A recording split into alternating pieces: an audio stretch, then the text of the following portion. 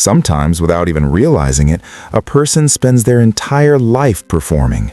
Not out of joy, not out of love, but because deep inside they feel they must earn their place in the world.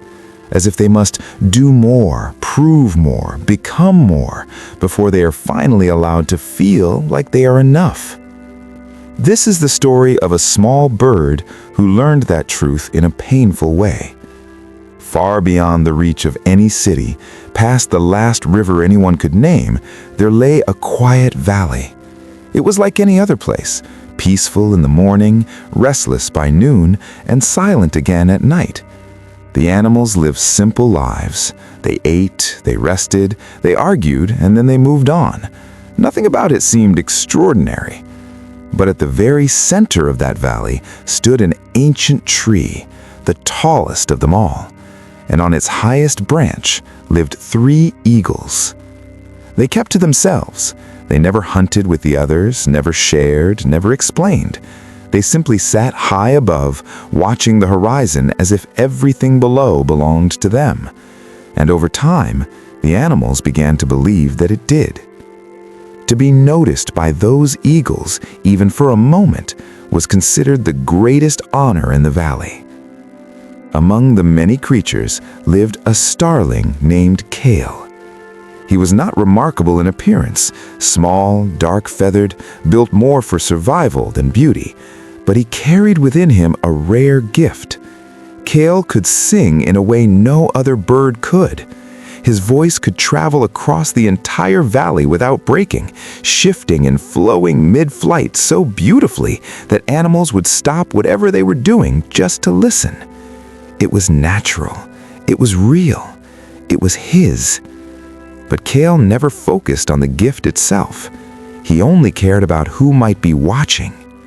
Each morning, he woke before the others, flew across the valley, and poured his voice into the air. And then he would look up.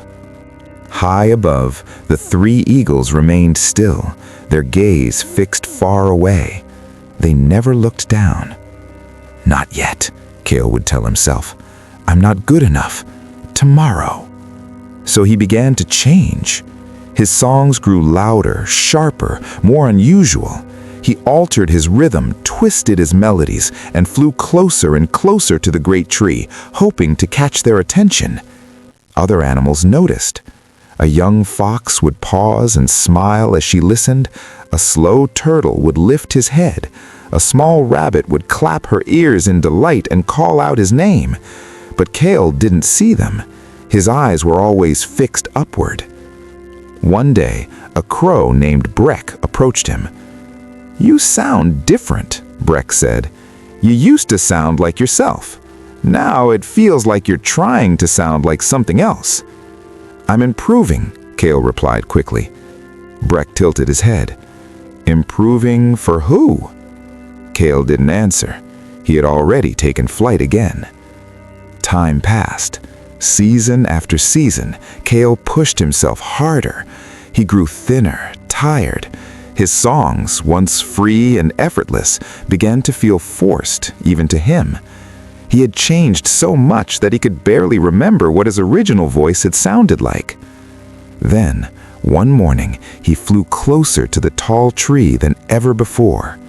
He sang with everything he had, long, loud, perfectly controlled notes, every detail carefully chosen.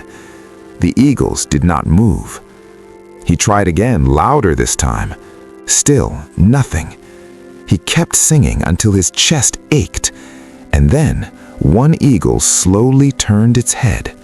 For a brief, sharp moment, their eyes met. Kale froze, but the eagle looked at him without interest, like a stone facing the wind, and then, just as slowly, it turned away again. That was all. Kale drifted to the edge of the valley and sat quietly on a low branch. Hours passed. The world moved around him, but he stayed still. Then, late in the day, he heard something. A song. It came from near the old river, a place few animals visited. The melody was soft, uncertain, but warm. as if it was being discovered with each note rather than performed. Curious, Kale followed the sound. There, by the water, sat the young fox, the same one who used to listen to him. She was singing to herself.